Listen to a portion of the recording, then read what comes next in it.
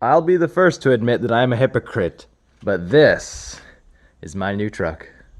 So before you guys go commenting crazy, I do have reasons behind this and I will explain them.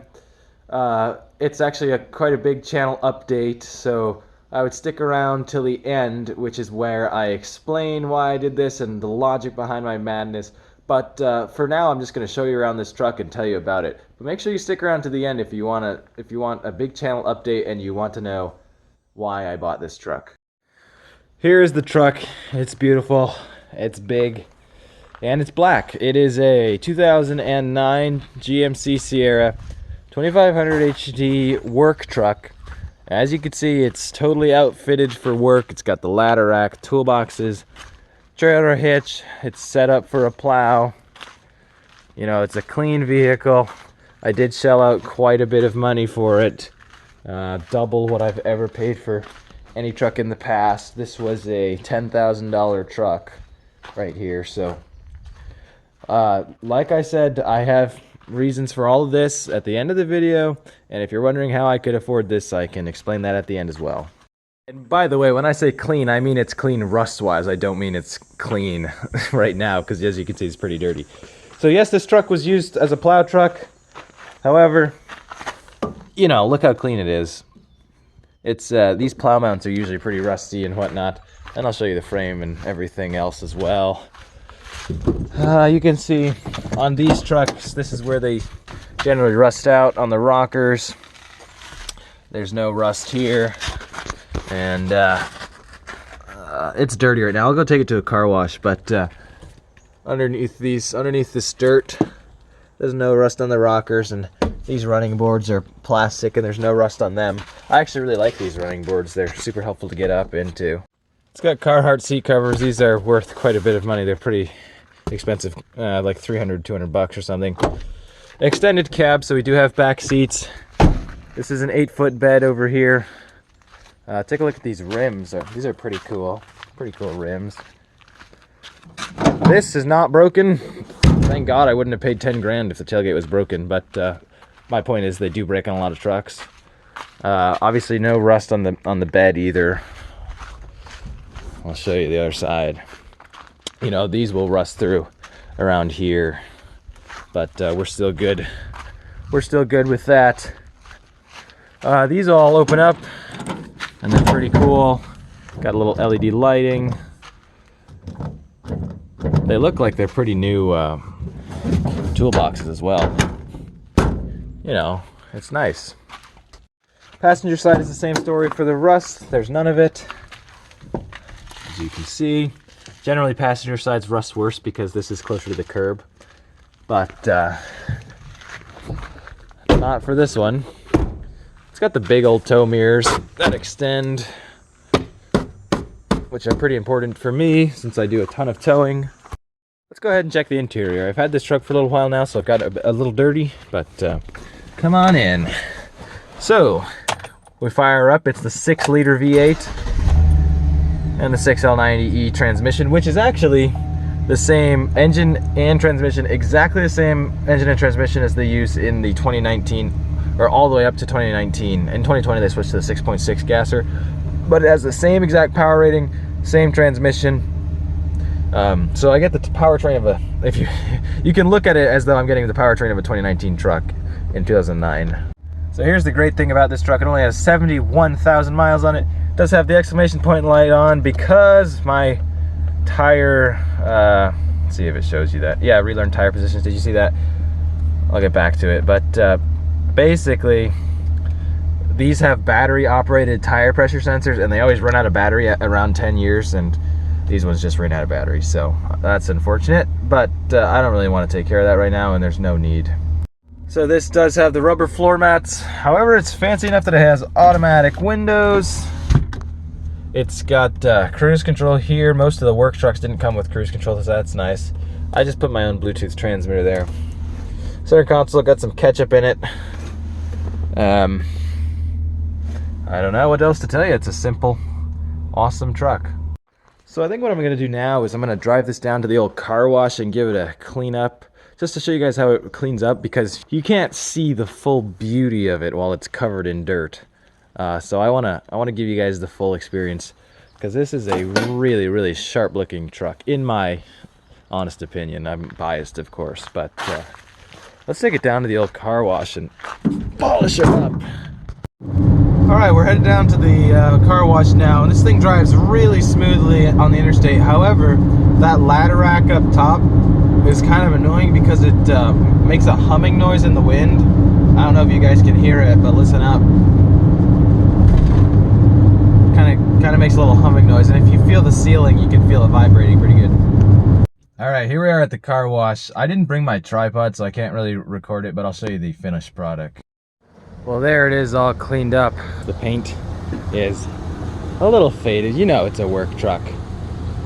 It wasn't ever really polished and stuff. Like, look, I gave it such a good wash, and there's still this stuff caked on there because my road is so freaking dirty. But there she is, all cleaned up, looking a little sharp. Give you the full walk around. Oh yeah, pretty good. It's just crazy that even though I just washed it so much, it's still got so much dirt on it. I guess that's what happens when you live on dirt roads, though. Alright, we're back home, and I promised I'd answer you 2 questions. The first of which is, how did I afford it? The second of which is, why did I buy it? After I said, like 2 videos ago, that I was not going to buy any more expensive trucks, only cheap ones, and fix them up. Well, let me answer the first question now, which is, how did I afford it? Basically, the way I can afford this is I worked my ass off this summer. I was buying and selling cars like crazy. I did a bunch of quick buy and sells that I didn't even record on this channel. I might put them up soon because I did little short videos of them, but I just haven't uploaded them yet. Anyway, I did a bunch of those that made me good money. Then YouTube, of course, brings in quite a substantial amount of revenue for me, since I don't swear on my channel and I don't have any guns or any profanity, stuff like that. So I'm very ad friendly and I can get a lot of YouTube revenue. And thirdly, I was working full-time as a landscaper, which is why I still have this truck. This truck is absolutely essential for my landscaping. So I did 30 lawns of my own, or around there, 30 lawns of my own, and then I had 20 for another landscaping company, and they provided me with the mowers and everything. So that was a great gig. And then they also pay me 57 cents a mile for driving in this thing. This truck has been an absolute beast, and it's mainly all just behind the scenes, but I've put so many miles on this.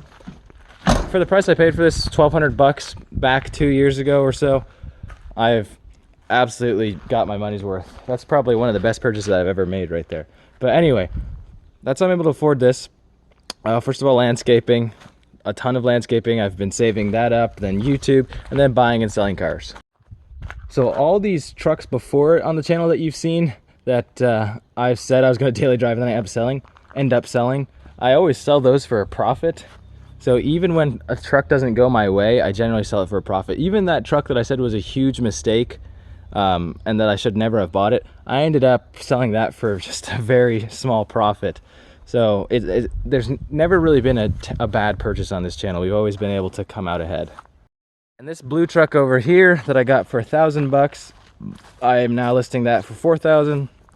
I think I'll be able to get my asking price for it. And then I've got another truck that I'm selling right now that's not here, but it's at a shop because I'm having the shop do the brake line on it, because I hate doing brake lines since they always are rusty and hard to get off. But and the shop does it for me for a good price since I bring them a lot of stuff. That one I got for like 2,800, and I'll sell for 5,000, make another profit on that. We're able to stay afloat here, even with this giant purchase. And now for the second question, why did I buy it?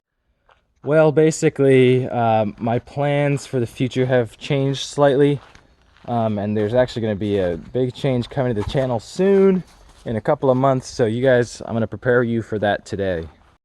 So I've actually been planning this for several months, but a while back I bought this truck bed camper for $1,500, and basically I'm going to spend at least from September 14th till Christmas in this truck with that camper in it, just traveling America and going around the place. So that's September, October, November, December. That's a good 4 months of me traveling. And for that trip, I wanted to make sure I had a good, strong, reliable truck. I went through several trucks to get to this one. I had the one that I made the video on it that said it was a huge mistake. I replaced that truck with this blue one here. However, this one ended up being quite a bit of a gas guzzler, and once I learned that I could sell it for such a big profit because there wasn't as much wrong with it as I thought there was when I originally bought it, I decided, hey, I can't pass up the profit, and I sold that. And then I saw this one listed for a good price on Craigslist. Went down and checked it out. Couldn't help myself. Ended up buying it, and now I feel totally comfortable that I'll be able to tow this camper all over the country without breaking down at all. And then when I'm done with that, I'll either keep this truck for longer or sell it again, and we will be, you know, back to buying and selling other crappier trucks instead of this nice one.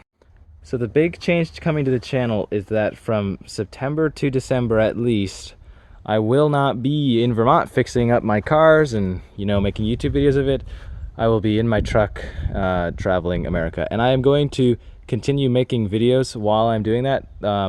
However, the focus obviously is going to be different. I'm going to be essentially vlogging the journey, and my hope is that at least some of you stick around to watch that. I might have to, you know, build up a new audience, but I'll try to keep it very interesting, show you everything I'm doing, show you all the issues I have. You know, I need to keep my audience so I keep making enough money to support myself on the road, because like I said, YouTube is a good source of income, and I'm relying on it to be able to pay for a lot of stuff on this journey. I do have a bunch of jobs and internships set up for those 4 months while I travel, which I will show you guys if you stick around on the channel and keep watching my journey. But that's going to be a huge change from September to December. So that's the plan. Here's the truck. Thank you for watching if you stuck around this long. Stay tuned for the change in September, and I appreciate all you guys watching, helping support the channel. I'll see you next week.